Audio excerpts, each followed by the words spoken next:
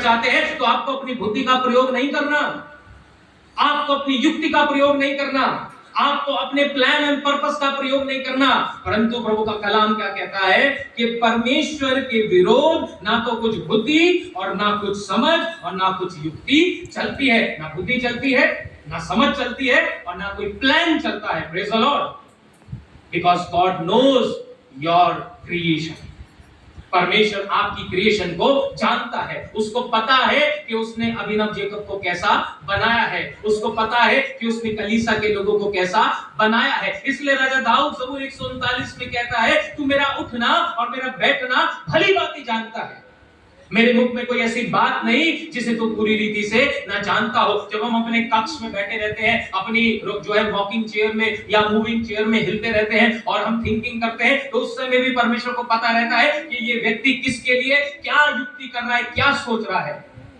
समझ रहे हैं?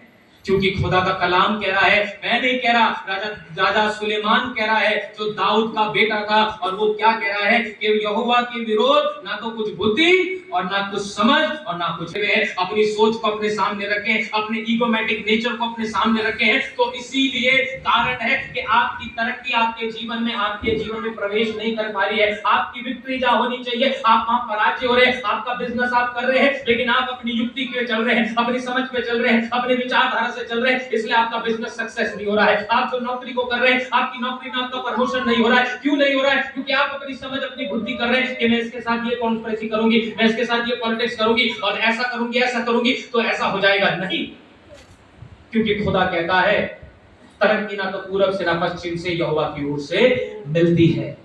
And victory belongs to God. जय परमेश्वर की है। और जय कैसे मिलती है? राजा सुलेमान उस बात को 31 आयत में बयान करता है, कहता है, युद्ध के दिन के लिए घोड़ा तैयार तो होता है, परंतु जय यहोवा से मिलती है। चाहे कितना बड़ा धावक हो, कितना बड़ा योद्धा हो, अगर वो अपने घोड़े को कितने भी अस्त्र शस्त्र से पैकअप कर ले, लेकिन अगर परमेश्वर ना चाहे तो विजय उसकी नहीं हो सकती। जब इजराइल मिद्यानियों से लड़ रहा था और मिद्यानी लोग और फलस्तीन लोग और निशानी लोग, सारे लोग जब इजराइल के विरोध में चारों तरफ से उसे घेर लिए थे, तो लोगों ने कहा, हे मूसा, अपने हाथों को परमेश्वर की ओर बढ़ा, क्योंकि मूसा उस समय बुजुर्ग हो गया था। और बाइबल का खुदा कहता है, जब मूसा अपने हाथों को परमेश्वर की ओर बढ़ाता था तो इजराइल विजय प्राप्त कर लेते थे। लेकिन जिस समय मूसा के हाथ नीचे हो गए तो परमेश्वर ने मिद्यानियों के हाथ में इजराइलियों को कर दिया। लेकिन जब इजराइल के लोगों ने गुहार करी और कहा, हे पिता, हमारी प्रार्थना है, मूसा अपने हाथ खड़े कर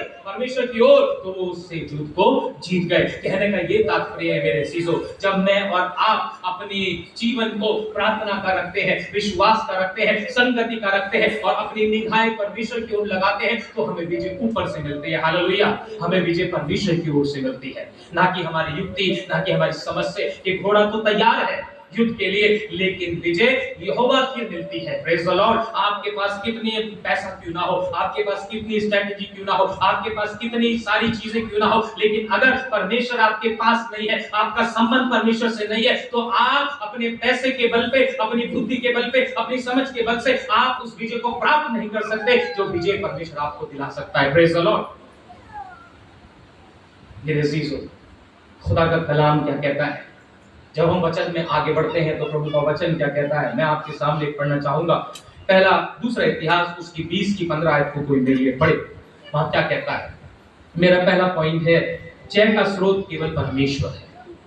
the source of victory is God alone. Hallelujah!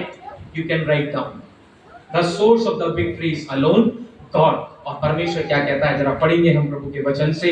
दूसरा इतिहास उसका 20 उसकी 15 आयत को क्या कहता है? सेकंड क्रॉनिकल्स चैप्टर 20 वर्स 15, जो कि एक ऐतिहासिक किताब है जिसके अंदर बहुत सारे युद्ध परमेश्वर के लोगों ने, राजा महाराजाओं ने लड़े। उसमें क्या कहता है? 20 की 15 आयत को जरा बुलंद आवाज में कोई पढ़ दे या मैं आपके लिए पढ़ दूं।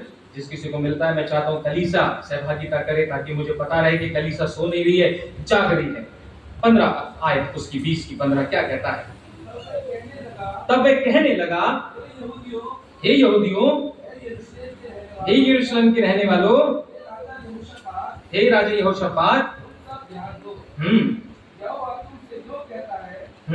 तुम इस बड़ी भीड़ से मत डरो और तुम्हारा मन कच्चा ना हो, क्योंकि युद्ध तुम्हारा नहीं, प्रेज द लॉर्ड, इजरायली कौम अदोम के साथ युद्ध लड़ रही है।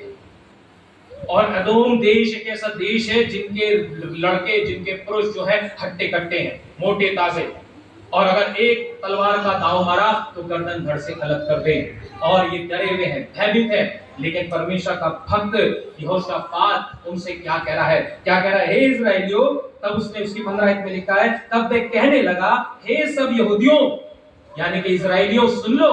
आज परमेश्वर आपसे कह रहा है, हे सब ईसाइयों सुन लो, और यरूशलेम के रहने वाले, हे राजा यहोशापात तुम भी ध्यान दो। परमेश्वर का भक्त कह रहा है कि तुम भी ध्यान दो, सुनो, यहोवा तुमसे यूं कहता है, तुम इस बड़ी भीड़ से मत डरो, तुम्हारा मन कच्चा ना हो। Praise the Lord. क्योंकि युद्ध तुम्हारा नहीं, परमेश्वर का है। Praise the Lord. परमेश्वर का नबी कह रहा है, जब अदोम से उनका युद्ध लड़ा है तो कह रहा है तुम्हारी सोर्स परमेश्वर है, क्योंकि युद्ध तुम्हारा नहीं है। आज आपके मन में लड़ाई होगी, आप मन ही मन में किसी की बातों को अपने ध्यान में, अपने सोच में रखे होंगे। लोग आपको कोस रहे होंगे, लोग आपको ताना कशाई कर रहे होंगे, लोग आपको नाना प्रकार की बातें बोल रहे होंगे, और आप डिप्रेशन की शिकार हो रहे होंगे। आप मस्तिष्क में सोच रहे होंगे, अरे ये कैसे हो गया, मैं पागल हो रहा हूँ। लेकिन अगर आप परमेश्वर से उस समय प्रार्थना कर रहे हैं, संगति कर रहे हैं, आराधना कर रहे हैं, जैसे पौलुस और सिलास के पैर जकड़े हुए थे, बंधन बंधे हुए थे, लेकिन फिर भी वो बंधन में रह के आराधना और परस्तिश कर रहे थे। नींव हिल गई, नींव हिल गई, और कैदी जग गए, कह रहे ये क्या हो गया, बड़ा भूकंप हुआ, बड़ा भूगोल हुआ, और उनकी नींवें हिल गई, उनकी सलाखें खुल गई, उनके बंधन खुल गए। और बाइबल का खुदा कहता है कि वो रोमन शासक का अधिकारी, वो सोल्जर, सोचा कि अपने आप को खत्म कर लो, उसने कहा भयभीत ना हो, हम यही है, क्योंकि हमारे परमेश्वर ने हमें आजाद कर दिया। हालेलुया। जब आप प्रार्थना करते हैं, संगति करते हैं, लोगों की बातों को दरकिनार करते हैं और परमेश्वर में अपने ध्यान को केंद्रित करते हैं, मेडिटेट विद गॉड, देन परमेश्वर आपको आपकी विजय के नजदीक लेकर जाता है। हालेलुया। आपको आपकी विजय के नजदीक लेकर जा रहा है। क्या कह रहा है यहोशापात राजा से? यहोशापात मत डर। नबी कह रहा है मत डर, जो अदोम के ऊपर तू विजय को प्राप्त करेगा, क्योंकि युद्ध उन भीड़ को देख के मत डर कि कितनी सेना आ रही है। आज आपके विरोधी चाहे कितने क्यों ना हो, हजार हो, लाखों हो, सैकड़ों हो, आपको डरने की जरूरत नहीं है। सिर्फ आपको क्या करने की जरूरत है? प्रार्थना, परमेश्वर से अपने रिलेशनशिप को बनाने की जरूरत है। हालेलुया। और फिर देखिए कि विजय आपके सामने कैसे आपके दरवाजे पे दस्तक देती है, क्योंकि वो खुद कहता है, देखो मैं द्वार पे खड़ा खटखटाता हूँ, जो मेरे लिए द्वार खोलता है मैं उसके साथ भीतर आकर संगति करता हूँ। हालेलुया।